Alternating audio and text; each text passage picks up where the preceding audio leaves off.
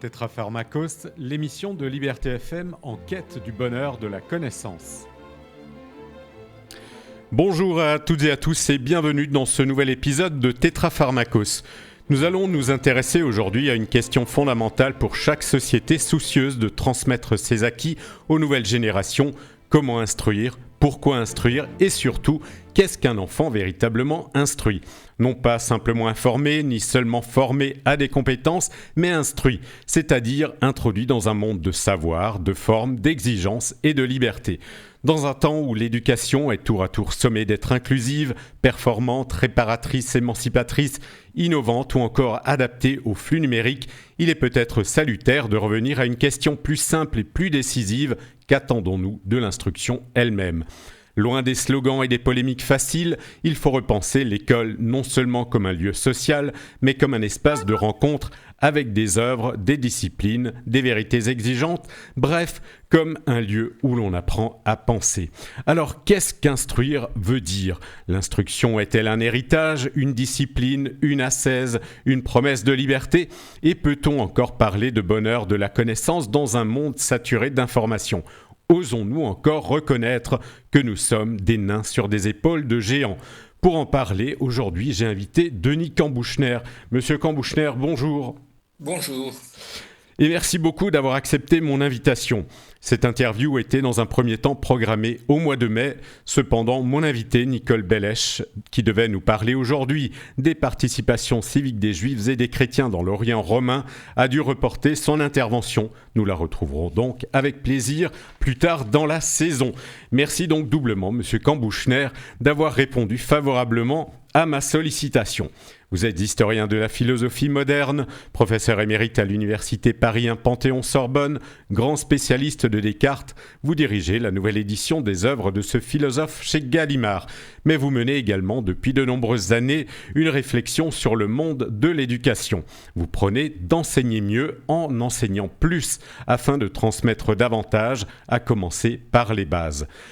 Parmi vos ouvrages, on peut citer L'homme des passions, votre thèse publiée chez Albin Michel en 1995, Une école contre l'autre paru au PUF en 2000, L'école questions philosophiques publiée par Fayard en 2013, Descartes n'a pas dit aux belles lettres en 2015, La question Descartes, méthode métaphysique morale chez Folio en 2023, mais vous avez également écrit des livres destinés à la jeunesse. Le premier, De bonnes raisons d'être méchant, point d'interrogation, paru chez Gallimard Jeunesse dans la collection Chouette pensée en 2010, puis Quelque chose dans la tête, suivi de Vous avez dit transmettre, sorti chez Flammarion en 2019, et enfin Rendez-vous à 3, un roman de formation pour aujourd'hui, paru aux belles lettres en 2025. Votre dernier ouvrage est sorti il y a tout juste un mois chez ce même éditeur, Des enfants instruits, réconcilier l'école et la culture, où vous poursuivez votre réflexion sur l'éducation. Et c'est ce dernier ouvrage qui va nous servir de fil conducteur. Alors pour commencer, dressons peut-être l'état des lieux. Monsieur Cambouchner, au niveau des élèves, qu'est-ce qu'on peut en dire ? Merci d'abord de votre invitation, puis de cette présentation très complète. Alors, l'état des lieux, c'est un problème. Je serais bien embarrassé de vous dire, à brûle-pourpoint, comme ça, quel est l'état des lieux dans le système éducatif qui ne se limite pas d'ailleurs à l'éducation nationale. Bon, c'est un problème que nous soyons, au fond, si peu renseignés sur l'état des lieux, que nous sachions si peu ce qui se passe dans l'ensemble des établissements, que les performances des élèves, comme on dit, dans les diverses matières d'enseignement soient évaluées sur la base d'échantillons restreints. Oui. Ce que nous pouvons dire, évidemment, d'après l'enquête PISA, la célèbre enquête PISA, Oui. que la position de la France se maintient, s'agissant de la lecture, des mathématiques et des sciences, entre la 23e et la 28e place mondiale, Oui. à peu près dans la moyenne des pays de l'OCDE, mais évidemment très très très en arrière des performances des pays de l'Est asiatique. Et que entre 2006, enfin il est notoire qu'entre 2006 et 2022, la chute a été spectaculaire puisque en 2006, la France se situait entre la 11e et la 15e place. Donc, cette situation est préoccupante, comme est préoccupant l'état d'esprit des enseignants qui, encore dans une enquête récente dont j'oublie l'acronyme à l'instant, confiaient leur découragement, leur désarroi, le sentiment d'être peu respectés. Et s'agissant des élèves, alors il y a tous les problèmes de discipline dont nous entendons parler, Mhm. les épisodes qui défraient la chronique lorsque l'un d'eux sort un Eh couteau, oui, eh oui. avec des conséquences parfois tout à fait dramatiques. Mhm. Et il y a ce qu'on constate à la sortie, c'est-à-dire à l'entrée, pour beaucoup d'élèves, à l'entrée dans l'enseignement supérieur, hein, où les professeurs se plaignent d'un très faible niveau dans les diverses matières, d'une difficulté majeure dans la rédaction des textes, Mhm. d'une déshabituation par rapport à la lecture. Enfin, quand je dis déshabituation, ça veut dire que l'habitude Ouais. n'a jamais été prise, etc. Donc, moi, je ne suis pas un expert du système éducatif, comme Oui, vous oui. l'avez indiqué, occupé de choses tout à fait différentes. J'essaie simplement de réfléchir aux problèmes de l'éducation dans leur dimension la plus générale. Mhm. Et je ne suis pas un expert, mais il est clair pour tout le monde que les choses ne vont pas bien, ni sur le plan des acquisitions des Mhm. élèves, ni sur le plan de l'égalité entre établissements. Il y a des établissements qui fonctionnent bien, il y en a d'autres qui sont laissés un peu à l'abandon, et il y a des difficultés de pilotage. Les enseignants se plaignent d'être mal considérés, Eh ils oui. sont mal rétribués, les carrières sont organisées de manière insatisfaisante, Mhm. etc. Tout ce faisceau de difficultés qui constitue une partie de notre actualité. Alors, dans votre livre, vous dites que les élèves n'auraient plus ce désir d'apprendre, mais il existe des élèves instruits. Mais ça n'est peut-être pas le fait de l'institution. Oui, alors non, je ne dis pas que les élèves n'ont plus le désir d'apprendre. Ici, je cite Marcel Gauchet, hein, D'accord, oui. qui, dans une série de contributions remarquées, s'interrogeait sur le point et semblait indiquer que par une sorte de mutation civilisationnelle, le désir d'apprendre aurait disparu. Et ce n'est pas une vue que je reprends, j'incline à la discuter. Vous savez que Aristote ouvrait sa métaphysique avec la phrase les hommes désirent Eh naturellement oui, savoir, bien hein. sûr. Ça reste vrai, c'est-à-dire les petits sont curieux de tout, hein. Et s'ils cessent d'être curieux, c'est que de mauvaises choses se sont passées et qu'ils ont été bridés, empêchés, si ce n'est maltraités, là même où ils exprimaient ce désir de connaître. Donc nous savons très bien, en réalité, comment les enfants peuvent bien se développer à cet égard. Mhm. Évidemment, il y a des considérations sociologiques qui interviennent ici, Eh oui, c'est-à-dire, évidemment, si vous avez des parents qui exercent, supposons, des professions intellectuelles, en tout cas supérieures, si vous ne manquez de rien, si l'harmonie règne dans le foyer familial, bien sûr. si les 10 parents ont suffisamment de temps à consacrer et sont suffisamment soucieux de l'éveil culturel de leurs enfants, Mhm. alors ça donne des enfants qui, par exemple, aiment lire, hein. Eh oui. Ceux qui aiment lire parce qu'on leur a donné le goût. Et il est vrai qu'à cet égard, les choses cruciales se passent dans le foyer familial. Mhm. Et qu'on ne peut demander à l'institution scolaire à cet égard qu'une subsidiarité limitée. Oui, Il est très difficile de concevoir comment un enfant qui n'aura pas été bien traité dans son au foyer foyer familial. Oui, pourra tout d'un coup acquérir le goût des études. Bon, ça peut arriver. oui, bien sûr. Heureusement, ça arrive, Mhm. ça se fait, il y a des moyens, mais dans ces cas-là, ça demande une action assez progressive. Donc c'est tout un problème ici. Mais le désir de savoir, il ne s'agit pas de l'acquérir, mais de le conserver, hein. Mhm. C'est-à-dire, il ne s'agit pas de le faire acquérir, mais de faire qu'il soit conservé Eh oui. et de veiller à sa conservation. Et les moyens pour cela sont relativement connus. Mhm. Alors, l'institution, si elle prend en charge justement l'enseignement, on lui demande d'éduquer les enfants, mais il y a eu des réformes successives et c'est peut-être justement là le problème et qu'il y a eu un appauvrissement. Une des grandes phrases, c'est que l'enfant doit construire son propre savoir. Oui. Et ça, c'est un grand problème. Oui, c'est un grand problème. C'est une notion qui a été, je ne dirais pas hégémonique, Parce qu'en réalité, l'idée que l'enfant doit construire son propre savoir Mhm. en milieu éducatif, ça a toujours été discuté. D'accord. C'est une notion qui vient d'une certaine tradition pédagogique ancienne, notamment marquée en France par l'œuvre de Piaget. L'idée que les notions importantes s'acquièrent par induction, par des processus assez graduels. Bon, des critiques ont été émises s'agissant de cette psychologie cognitive, Mhm. mais effectivement, elle a acquis une position d'une certaine manière fait autorité, Mhm. l'institution française, en même temps d'ailleurs que l'enseignement de Bourdieu se diffusait beaucoup, l'enseignement de Bourdieu critiquant une école pour héritiers, donc critiquant Eh la oui. culture scolaire dans sa définition traditionnelle. Et les deux contributions sur des plans différents, psychologie cognitive, sociologie de l'éducation, se sont en quelque sorte amalgamés pour produire un système ou une doctrine pédagogique qui est loin d'être indiscutable.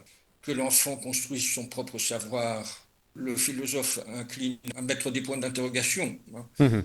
s'agissant de la définition même du sujet opérant ici. Est-ce que toute cette construction est consciente? Est-ce qu'il s'agit d'apprendre les règles d'un jeu, etc. Bon, Mhm. il y a beaucoup de points d'interrogation à poser et d'une certaine manière, ça n'a jamais été suffisamment discuté. Mhm. Beaucoup de discussions sur des questions fondamentales comme celle-ci ont manqué dans les dernières décennies, ce qui a permis d'ailleurs à ces théories de s'imposer davantage. Que l'enfant construise son propre savoir, pour ma part, je trouve que c'est très inégalement vrai selon les domaines, qu'il y a une distinction entre les matières et scolairement entre les disciplines qu'il faut absolument respecter. Mhm. Mais de cause, l'enfant ne construira pas son propre savoir si on ne lui présente pas les choses. Eh oui. C'est sur cette présentation que j'incline à mettre l'accent. Oui. Alors justement, quelle est la place de l'enseignant dans cette injonction que l'enfant construise son propre savoir? Alors, je retirerai un peu l'injonction elle-même. D'accord. Mhm. Je ne crois pas que ça puisse être une injonction, c'est une thèse. D'accord. C'est une thèse que dans une bonne éducation, l'enfant construit son propre savoir. Mhm. Ce n'est pas une injonction adressée ni à l'enfant ni à l'enseignant. Alors, quel peut être le rôle de l'enseignant dans cette perspective? Mhm. L'enseignant est un entraîneur. Il guide l'enfant dans des opérations, Oui. dans des activités qui lui permettront de construire ce savoir. Mhm. Et dans une certaine idéologie pédagogique, mais qui a été quasi officielle à un certain moment, on a opposé la figure de l'enseignant-entraîneur à celle de l'enseignant-transmetteur, Oui. en expliquant qu'il ne s'agissait justement pas de transmettre, mais plutôt d'entraîner. Oui. Et à mon sens, cette opposition est absurde.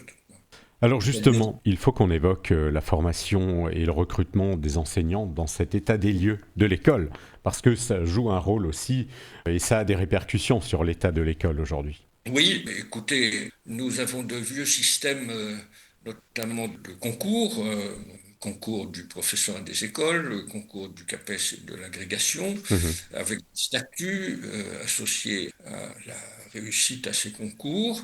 Ça a relativement bien fonctionné jusqu'à un certain moment. Aujourd'hui, la difficulté vient en particulier de la baisse du nombre de candidats au concours en question. Mhm. Sur le CAPES et l'agrégation qui ouvre à l'enseignement du second degré, il y a deux choses à dire. Premièrement, traditionnellement, ces concours ne font pas beaucoup de place à la pédagogie, à la question comment enseigner, qu'enseigner, Oui. quelle est la situation dans les établissements, etc. Donc, il arrivait couramment que des lauréats du CAPES et de l'agrégation débarquent en quelque sorte. Bon, on a conçu des années de stage, des choses comme ça, Mhm. mais dans un système dont ils avaient à peu près tout à apprendre, y compris s'agissant de la manière de faire avec les élèves. D'accord. D'autre part, la qualité des nouveaux enseignants dépend en grande partie de la formation reçue à l'université, Mhm. dont la définition, évidemment, peut prêter à discussion. examen en tout cas. Oui. Mais s'agissant des professeurs des écoles, leur formation était jusqu'à un certain moment assurée dans le cadre des écoles normales d'instituteurs qui étaient Mhm. des institutions extrêmement normées. Oui. Ensuite, nous avons eu les IUFM qui ont changé de nom Oui. et ce sont les SP, puis les INSP. Honnêtement, je ne crois pas qu'elle soit définie de manière satisfaisante, parce que c'est pour le coup une formation beaucoup trop tournée vers l'acte d'enseignement Mhm. et pas assez vers les matières à enseigner. D'accord. Alors, un des problèmes, justement, parce que on l'entend toujours, et puis vous l'avez évoqué, à ces concours, il n'y a plus assez de candidats, donc il n'y a plus assez de profs, et ça vient quand même d'un malaise, et il y a une certaine crise de l'autorité. Alors ça, vous le développez dans votre livre, cette crise de l'autorité. Est-ce que vous pouvez nous en parler? La crise de l'autorité, elle est multifactorielle. Oui, c'est un thème que je reprends, je ne le mets pas absolument au premier plan. C'est un thème que je reprends parce que, évidemment, il est là, il Mhm. est là. Oui. Et la perte d'autorité des enseignants est une chose statistiquement indiscutable. Il faut, pour s'imposer dans le cadre scolaire, dans le cadre de la classe, des qualités morales, intellectuelles, ce que vous voudrez, Mhm. encore supérieures à ce qui était nécessaire il y a quelques décennies. Mhm. Oui. Je me souviens personnellement, j'ai fait mes études primaires et secondaires dans les années 60, dans des établissements publics de banlieue ou de quartiers populaires. Oui. Tous les professeurs n'étaient pas transcendants, mais je me souviens d'avoir eu comme institutrice, instituteur, des personnes qui savaient parfaitement comment faire, hein. Mhm. Mhm. Et au lycée, puisque ça n'était pas encore le collège, des professeurs qui n'étaient pas toujours exaltants, dont la qualité humaine était inégale, hein. D'accord. Mais je me souviens de deux professeurs charismatiques, des femmes, une en français, une en mathématiques, hein. D'accord. Et je me souviens surtout qu'il n'y avait pas l'ombre d'une difficulté dans le courant de la vie scolaire. Mhm. Je ne suis pas sûr que ce soit le cas dans de pareils établissements aujourd'hui. Et au fond, tout a contribué à la perte d'autorité Mhm. des enseignants en tant que tels. La question centrale étant tout de même celle à la fois, alors ce n'est pas celle du désir de savoir, c'est celle Mhm. du respect du savoir Oui. et celle de la démonstration du savoir lui-même, Oui. car un professeur qui sait parfaitement ce qu'il, ou une professeure qui sait parfaitement ce Mhm. qu'elle a enseigné et qui l'enseigne parfaitement, se fait respecter. Mhm. Oui. Sur ce plan, les élèves ne sont pas assez stupides pour ignorer la différence de qualité entre un enseignement et un autre. Mhm. Donc, même dans des conditions éventuellement assez dégradées, Oui. Oui. il y a moyen d'instaurer ou de restaurer une autorité pédagogique. Mhm. Mais dans la situation moyenne, hein, la plus générale, eh bien, l'adhésion manque. Et entre en compte ici, effectivement, l'efficacité, la performance, la compétence propre du professeur, Mhm. mais aussi les mauvaises habitudes des élèves qui sont si souvent distraits par leurs écrans, le peu de soutien des parents. Mhm. Quant aux administrations, eh bien, il faut voir. Mhm.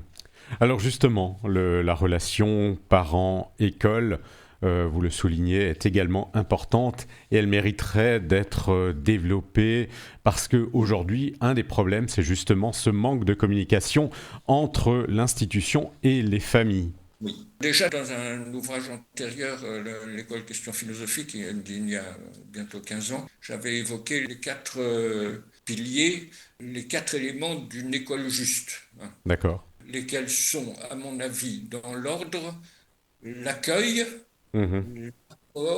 l'apport En pédagogique, connaissance, oui. tout ce que vous voudrez, l'apport y compris dans les matières techniques, sportives, etc. Mhm. Les demandes, donc notamment en matière d'exercice, les demandes qui sont forcément liées à l'apport, et puis les décisions qui correspondent à la manière dont les demandes sont plus ou moins remplies. Mais la première chose, c'est l'accueil. Oui. Et sans doute, l'école d'aujourd'hui ne fait pas assez dans le genre accueil. Mhm. Oui. Ça vaut non seulement sur un plan pratique, s'assurer que tout est en place pour des conditions d'études satisfaisantes, Mhm. mais bien entendu, en termes de dialogue, échange avec les parents qui sont pour partie peu familiers avec le système scolaire, s'ils Mhm. viennent d'ailleurs. Oui. Eh oui. Eh oui. S'ils parlent nativement d'autres langues que le français, Mhm. les collègues responsables de collège notamment ont beaucoup insisté dans les échanges que j'ai eus Oui. avec sur ce problème linguistique. L'école a affaire à beaucoup de parents Eh pour oui. qui le français est quasiment une langue étrangère, en seconde apprise, alors qu'il est vital d'assurer une certaine compréhension, Oui. Mhm. d'assurer une solidarité des parents avec l'institution scolaire. La charge n'est pas du côté des parents seulement, parce que l'institution scolaire est censée expliquer aux parents ce qu'elle fait avec les enfants, Eh oui.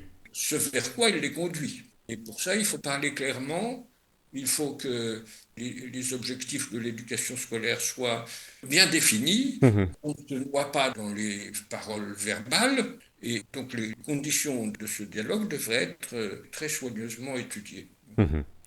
Alors, vous posez une question dans votre livre. Est-ce que l'école privée fonctionne mieux? Statistiquement, il y a plus de parents pour transférer leurs enfants du public vers le privé, Oui. Oui. du privé vers le public. Au plus haut sommet de l'État, on a un ministre de l'Éducation nationale qui a ses enfants dans le privé. C'est fort possible. Et le choix des familles très installées, Oui. disons, est beaucoup celui du privé. Eh oui.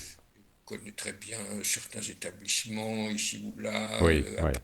Eh oui. qui centrent une partie importante des enfants de. Eh Bon, oui. Bien sûr. cela dit beaucoup Mm. sur l'état des choses. Eh oui. De ce point de vue-là, une grande hypocrisie est observable.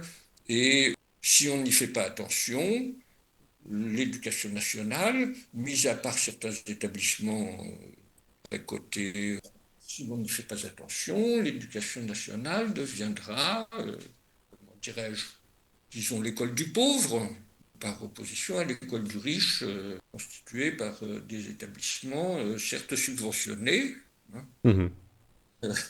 mais assez libres de leurs conditions de fonctionnement. Est-ce que l'enseignement privé fonctionne mieux que le public?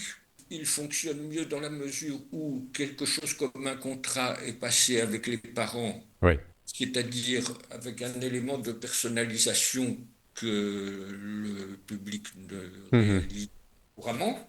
J'ai un certain nombre de témoignages comme quoi le corps enseignant du privé n'est pas du tout, comment dirais-je, dire le corps enseignant du privé est supérieur et meilleur que le corps enseignant du public, ce serait s'avancer beaucoup. Notamment, le privé recourt assez massivement à des contractuels, grand problème du système éducatif d'aujourd'hui. Le privé recourt massivement à des contractuels qui peuvent être insuffisamment formés. Mhm. Un collègue, pas plus tard que ce matin, évoquait deux petits-enfants à lui, l'un dans le privé, l'autre dans le public, très déconcertés par des cours de mathématiques dans lesquels les professeurs mettent leur cours au tableau, effacent aussitôt ce qu'ils ont écrit, D'accord. font des contrôles sans avoir donné d'exercice de préparation et ne font aucun usage du livre de mathématiques Ah oui. dans les deux types d'établissements. D'accord. Justement, est-ce que ce dysfonctionnement ne viendrait pas d'un choix politique? Est-ce que la politique néolibérale qui fait de l'école une simple gestion comptable?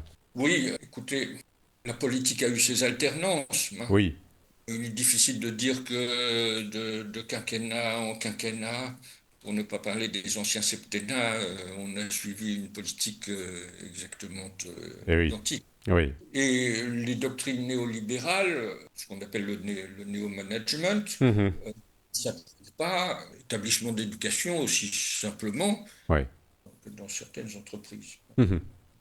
Donc, soyons prudents, mais il est certain qu'une école bien faite coûte cher. Eh oui. Elle coûte cher à tous les niveaux. Mhm. Au niveau de la formation des maîtres, au niveau de leur rémunération, qui n'est pas du tout, et c'est un élément dans leur perte Oui. d'autorité, Oui. C'est vrai. qui n'est pas du tout ce qu'elle devrait être, hein. Elle coûte cher dans les infrastructures, dans l'organisation des activités sportives, culturelles, etc. Elle coûte cher si l'on est soucieux de maintenir un nombre décent d'élèves par classe. Mhm. Euh, Oui, c'est une revendication régulière des syndicats. et tout coûte cher et en effet, on peut penser que le souci des pouvoirs publics est de limiter. Non, il y a un problème majeur qui est, nous savons très bien, et des enquêtes récentes le prouvent, je cite à la fin du livre des statistiques de l'Institut des politiques publiques, Mhm. nous savons très bien qu'il y a un sous-investissement Oui. en France dans le système éducatif, Mhm. que le coût par élève en France est inférieur, Oui. nettement inférieur à ce qu'il est, notamment dans les pays du Nord, et plus proche de ce qu'il est dans les anciens pays de l'Est. Mhm. Nous le savons. La question est, par rapport au saut qu'il faudrait faire, Oui, oui. budgétairement, comment effectuer ce saut? Mhm. Dans une situation de crise des finances publiques, et de plus, avec le changement de braquet que cela impliquerait à tous les niveaux du système. Bon, c'est pas facile. Oui. Alors, un des problèmes de cette politique néolibérale, et là on arrive quand même au cœur du sujet, qui est l'instruction, c'est que pour une politique néolibérale, on ne cherche pas à faire des élèves éduqués, mais on veut qu'ils fassent preuve de mobilité, d'adaptabilité et d'être efficaces. Pour moi, c'est un peu une vue de l'esprit. Mhm.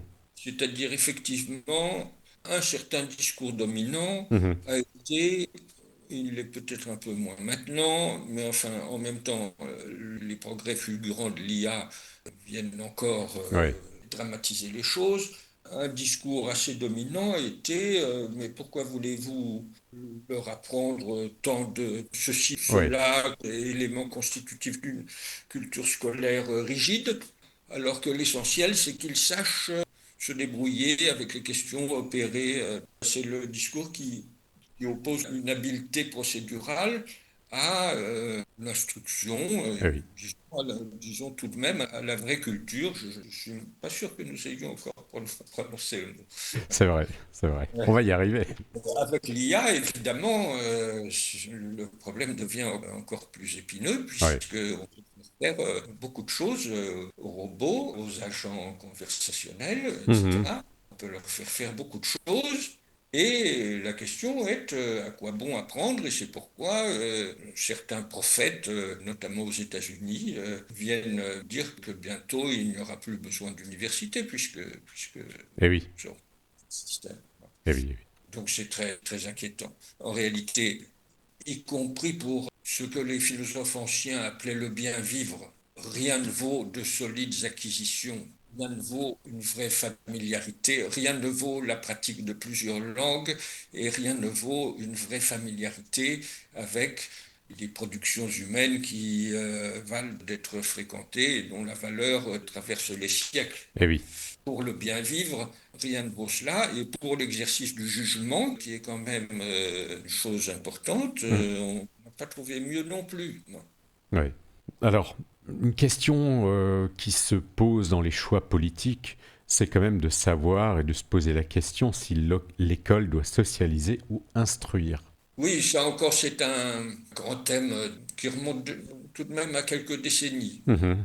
Ça remonte plutôt à la fin du XXe siècle qu'au début du XXIe. C'est une fausse alternative. Évidemment, tout le monde a en tête la mission intégratrice de l'école, Oui, bien sûr. y compris dans une situation où pas mal d'enfants viennent d'ailleurs. Mhm. Tout le monde a en tête cette mission intégratrice. Et est-ce que pour autant la mission intégratrice de l'école doit prévaloir par rapport à la mission qu'on appelait classiquement d'instruction? Mhm.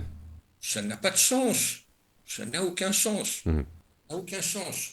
C'est précisément dans la mesure où les élèves auront été formés au même savoir, hein, avec ce que ces savoirs comportent de leçons, parce que c'est vrai, quand vous étudiez l'histoire ou la littérature, quand vous vous frottez aux sciences pour qui sont quand même une école de démarche raisonnée, Mhm, et bien, ça vous rassemble, ça vous rapproche de vos congénères plutôt que ça ne vous en éloigne. mhm. Ou ça vous en éloigne, c'est pour de mauvaises raisons, c'est parce qu'il y a un esprit de concurrence qui se loge là où il ne devrait pas. Mais c'est particulièrement, de toute façon, tous les textes officiels, tous les programmes qui sont d'ailleurs d'une longueur et d'une verbosité regrettables. D'accord. Tous les programmes mettent en avant la contribution des divers savoirs à l'éducation morale et civique. Ok. Tous. C'est donc bien que c'est en apprenant qu'on... Qu'on forme des élèves. Oui, disons, c'est en apprenant qu'on devient plus social Mhm, euh, oui. qu'on ne l'était. Moi, ça m'a toujours paru tout à fait navrant. Mhm. Alors, justement, vous parlez de l'enseignement moral et civique. Vous le dites que il n'y a pas justement cette éducation morale et civique si elle n'est pas perçue comme juste par les familles et les élèves. Oui, la question est que peut l'enseignement moral et civique? Sur ce plan, il y a une sorte d'idéalisme institutionnel qui a continué à prévaloir, hein. Oui. D'après quoi, c'est en expliquant directement les choses aux élèves qu'on les rendra plus citoyens, hein. Mhm, mhm. En expliquant ce que c'est que la société politique, comment les hommes sont égaux, comment les hommes et les femmes sont égaux, etc.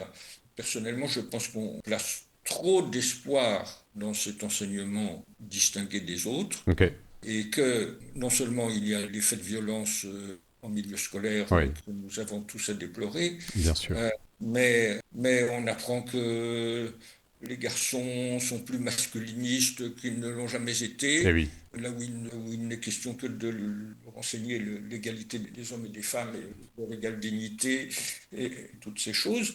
Non, on forme des citoyens en formant des élèves instruits, hein. Voilà. Alors justement, qu'est-ce que c'est qu'un élève instruit et quelle forme d'instruction doit-il recevoir? Alors, vaste question, vaste question. Ça recouvre l'ensemble des savoirs scolaires, Mhm. naturellement. Mais le point, c'est que d'abord, comme il en était question avec Jaurès Oui. au début du siècle du XXe, Mhm. il s'agit de leur apprendre à lire à fond, hein. Mhm. L'accès à l'écrit, la connaissance de la langue, la maîtrise de la langue reste la base de la base, Oui, hein. oui, bien sûr. La fréquentation des textes, ce qu'on est tout de même encore en droit de désigner comme des beaux textes ou des grands textes, des textes dont la valeur, en tout cas, a été surabondamment éprouvée. Mhm. Et il en existe qui sont parfaitement parlants pour les enfants, hein, Oui, oui. pour les adolescents. Donc la fréquentation précoce de textes de valeur adaptés à leur âge, c'est aussi une des bases de la base, hein. Mhm. Et puis, naturellement, il s'agit de perfectionner les apprentissages fondamentaux, les apprentissages de base dans tous les domaines, Oui. dans sciences, techniques, gymnastique. Et ainsi, il s'agit de donner aux élèves le sentiment que un monde de savoir, de culture et d'activité, hein, leur est ouvert, hein. Mhm. Mais ça n'est pas possible si les enseignants n'ont pas eux-mêmes cette conviction. Oui, oui. Mhm. C'est-à-dire s'ils n'ont pas été eux-mêmes formés de cette façon. Mhm. Et là, il y a un gros problème, car il faut que dès la maternelle, les enfants aient affaire à des personnes cultivées. Oui. Alors, justement, il faut que ces gens soient eux-mêmes cultivés pour leur transmettre cet amour du savoir et de la connaissance, parce qu'aujourd'hui, on est quand même un peu dans une société qui fait fi du passé, justement, qui pense que ce passé n'a pas d'envergure, de poids, d'autorité. Mais alors justement, comment leur faire comprendre ce qu'on peut apprendre de ces grands textes du passé? Pourquoi, par exemple, inciter un jeune à lire l'Odyssée ou l'Iliade? Qu'est-ce qu'il va y trouver? Alors, je ne sais pas s'il s'agit de l'inciter à lire comme ça de but en blanc. Oui. Vous avez écrit un livre qui Oui, s'appelle Rendez-vous à oui, trois, justement. voilà. Ce Rendez-vous à trois qui a été réédité, c'est la deuxième édition D'accord. euh, Aux belles ce- lettres. Mhm. l'année dernière, après la première qui datait de 2012. Ce Rendez-vous à trois raconte, c'est un roman que j'ai fait pour l'essentiel en vacances, alors que mes deux enfants avaient l'âge. D'accord. Et raconte l'histoire d'un collégien qui se retrouve, par un sortilège Mhm, quelconque, mhm. projeté sous la tente d'Achille. Ah oui. Il est invulnérable, il peut se rendre invisible quand il le souhaite, Très et bien. il est reçu gentiment par les deux héros, Achille et Patrocle, et Achille lui confie, enfin, il comprend qu'il a une mission à rendre pour Mhm, Achille. mhm. Par la suite, c'était l'occasion pour moi, à partir d'une idée comme ça, de me replonger dans l'Iliade, et Ouais, c'est avec des longueurs dans le texte homérique qui sont oui. difficiles à La, des- supporter à chaque oui. jour. La Oui, description mon des nefs, par exemple. Oui. une adaptation, non, mais c'est un texte absolument merveilleux autour des passions humaines, hein, Mhm, mhm. avec aussi le merveilleux lié à l'intervention des Bien sûr. dieux.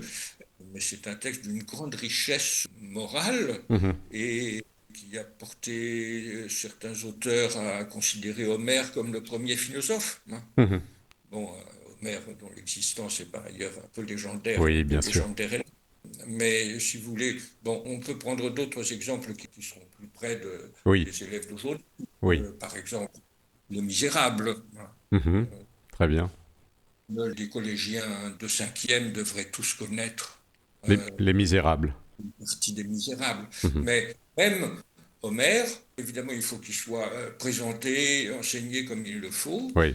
Moi, je me souviens, c'est d'ailleurs à l'origine de la chose, Mhm. d'un merveilleux album pour enfants, merveilleusement illustré par deux dessinateurs, les Provensen, dont j'oublie s'ils étaient danois, suédois, en tout cas, D'accord. des grands dessinateurs pour enfants. Ok. Merveilleux album qui donnait une version très condensée de l'Iliade et de l'Odyssée. Mhm. Et quand j'avais, je ne sais pas, 8 ans, je baignais moi-même là-dedans. Oui. Oui. C'est faisable, hein. Mhm. Oui, oui, bien sûr. Bien sûr. C'est faisable. Ça diffère avantageusement d'un certain nombre de sous-productions d'aujourd'hui. Mhm. Oui. Alors après, il y a des textes, vous citez Montaigne, Rabelais, Erasme. L'accès est peut-être plus compliqué parce qu'il y a un barrage de la langue, mais ces auteurs nous apprennent également. Montaigne lui-même apprenait du passé. C'était un fervent lecteur de Plutarque. Oui. Il apprenait beaucoup. Justement, il comparait les destinées et il montrait que on peut apprendre de chaque destinée. Alors Montaigne, Erasme sont des lectures plus sophistiquées, n'est-ce pas? Oui, bien sûr. Euh, on ne peut pas les mettre sur le même plan Que que l'Iliade. Homère. Oui, Je les cite plutôt en tant que penseurs de l'éducation oui, qu'en tant que à oui, pratiquer oui. en classe. Cela étant, il y a naturellement beaucoup de choses très, très, très précieuses dans Montaigne qu'on peut livrer aux élèves, Bien sûr. peut-être même en deçà du lycée, Hmm. pour certains passages du lycée, et pour Erasme, pareillement. Bon, Ouais. mais ce n'est pas tellement dans les habitudes d'aujourd'hui. Non, c'est sûr. Alors justement, vous prenez un enseignement humaniste. Voilà, parce que les humanistes étaient amoureux des textes, de la transmission, et vous souhaiteriez que les jeunes d'aujourd'hui soient éduqués dans un tel esprit. Oui, c'est-à-dire il y a deux choses. Premièrement, la notion humaniste de la culture, Oui. qui n'est pas du tout aussi étroite qu'on pourrait l'imaginer. Au Mhm. contraire, je suis homme et rien de ce qui est humain ne m'est étranger, c'est la Mhm. maxime générale. Donc la culture humaniste, elle s'étend à tout ce qui a été produit dans toutes sortes de régions du monde, hein. Maintenant, l'humanisme, je dirais bien que tout enseignement vraiment abouti est un enseignement humaniste, Mhm. même dans les matières scientifiques, dans la mesure où les objets de l'enseignement doivent être replacés dans une histoire, Eh oui. resitués dans un horizon, ça doit être ouvert de la société. Et Mhm. donc, Le bon professeur n'est pas simplement celui qui vous dit vous apprenez ceci, A plus B, B plus Mhm. A, et vous vous focalisez là-dessus. Oui. Non, le bon professeur est celui qui donne des horizons. Je crois Mhm. beaucoup à Oui, cette oui. notion d'horizon, qui remet en perspective et qui donne des horizons. Et donc, à cet égard, même l'enseignement des sciences peut être qualifié d'humaniste. Quant à l'enseignement des disciplines littéraires, oui, il doit se ressourcer toujours dans les grands textes. Si vous voulez, les humanistes de la Renaissance pensaient que les anciens étaient de plus grands auteurs Mhm. qu'eux-mêmes. Oui, oui, d'accord. De la même manière, nous avons peut-être, nous, intérêt à penser que les auteurs des autres siècles Mhm. étaient d'une certaine manière plus grands que nous. Oui. Si nous considérons que ce que nous faisons est sans comparaison supérieur à ce qui a été produit dans les autres siècles, Mhm. nous versons dans un narcissisme Oui, eh oui. indéniable et nous fermons toutes sortes de perspectives. Mhm. C'est un peu l'idée des nains sur des épaules de géants, en fait. Oui, tout à fait, absolument. Mhm. Alors, il n'est pas nécessaire de parler de nains et de géants, hein. Oui, oui. C'est une image. L'image est frappante et parlante et célèbre, Eh oui. mais elle grossit les choses, hein. Oui, oui, Euh, bien sûr. Si je puis dire. Mais tout de même, renoncer à ne plus se soucier de la valeur de ce qui a été fait avant nous, Mhm. c'est une des pires choses qui puisse arriver à une culture et à un système d'éducation. Oui, et surtout, faut pas oublier cette notion d'apprentissage. Parce que ce Voilà. qu'ont vécu les individus avant nous, eh ben, en fait, on se rend compte, lorsqu'on les lit, qu'on est confronté parfois aux mêmes situations, aux mêmes problématiques. Et ça, c'est un apprentissage fondamental. Bien entendu.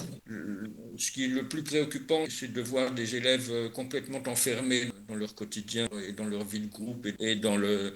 Nous n'avons pas du tout parlé des écrans, mais évidemment Oui, dévorer des choses qui relèvent de l'addiction programmée, eh oui, eh oui. et des contenus donc, qui peuvent être techniquement des performances techniques, mais dont la valeur intellectuelle, morale, etc., artistique est tout de même un problème. Et Mhm. donc, rien n'est plus préoccupant que de voir ces élèves, des enfants ou adolescents Oui, enfermés oui, dans leur présent, eh oui, là où, effectivement, ils devraient prendre place dans toute une histoire. eh oui. Et alors, vous soulevez un point également dans votre ouvrage, c'est que se cultiver, eh bien, ça demande du temps. Aujourd'hui, on ne prend plus le temps. On est happé justement par tous ces téléphones, par ces algorithmes qui justement nous enchaînent, alors que se cultiver et devenir un homme digne de ce nom, eh bien, ça demande du temps et la culture a ce besoin. Oui, c'est le grand problème. J'observe moi-même que je suis phagocyté par les Bien sûr. communications Eh oui. et que le temps de lecture est plus difficile à trouver. Mhm. J'ai des témoignages comme quoi, dans certaines familles, le temps de lecture est assuré. Et bien entendu, ça doit reposer sur une entente, hein, des Ouais. habitudes constituées, mais aussi une entente, un accord sur la nécessité de se réserver du temps hors communication ultramoderne, Oui. se réserver du temps pour les autres choses. Ça peut être d'ailleurs toutes sortes de choses, pas simplement les œuvres littéraires ou Mhm. philosophiques. C'est la musique, c'est le sport, ce sont des activités techniques diverses. Mais en tout cas, il faut effectivement, il est capital que les jeunes générations disposent d'un temps conséquent Eh oui. hors Mhm. Alors, le temps passe, mais il faut quand même qu'on précise une chose lorsque vous dites que voilà, les jeunes doivent de nouveau s'approprier les classiques. Il faut également qu'ils s'approprient toutes les cultures ou un maximum de cultures parce que il peut y avoir une dénonciation de dire ah, c'est une culture blanche occidentale, etc.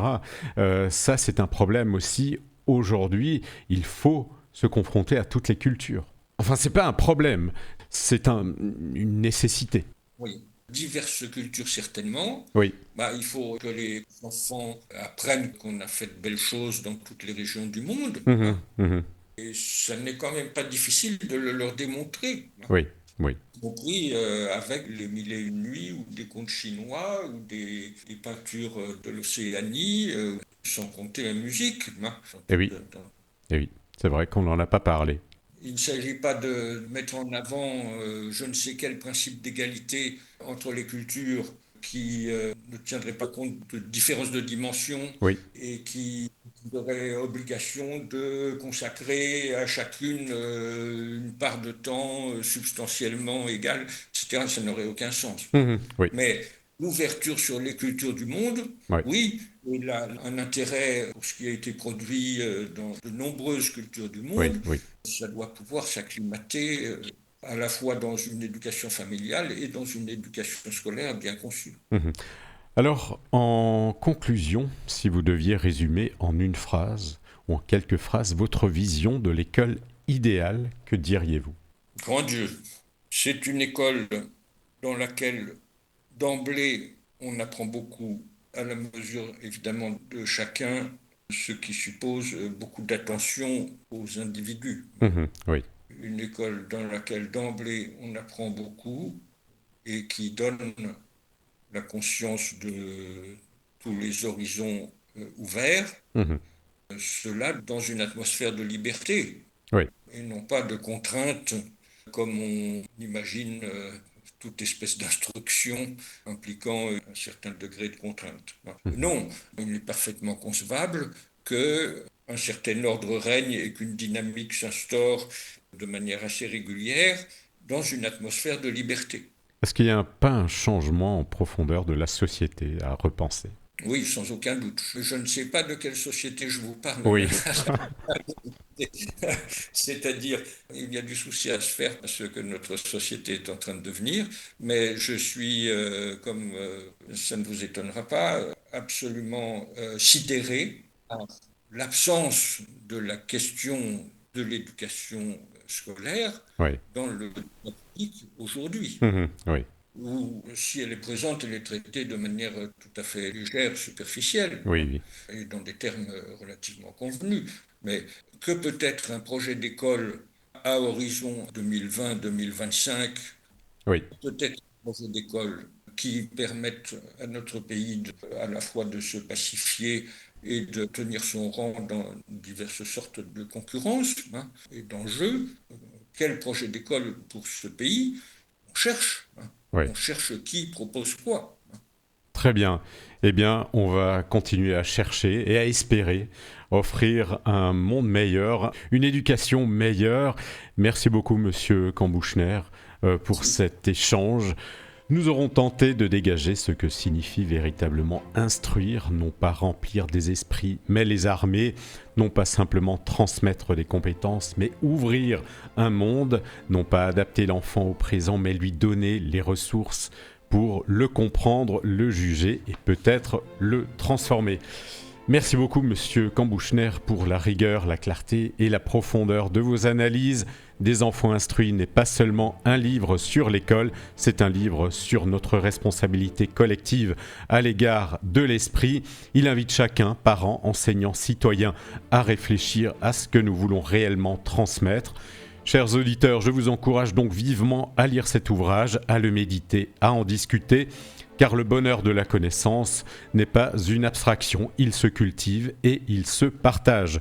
Dans notre prochain épisode de Tétrapharmakos, nous changerons d'horizon. Tout en poursuivant notre quête, nous accueillerons Jean-Michel Rosely, historien des religions à l'Université Concordia à Montréal, pour une exploration fascinante, celle des Sibylles.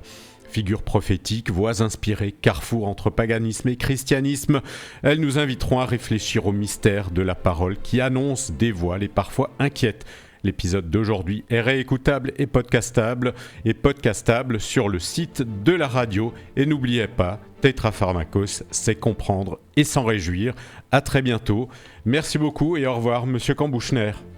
Merci à vous, à bientôt. Au revoir.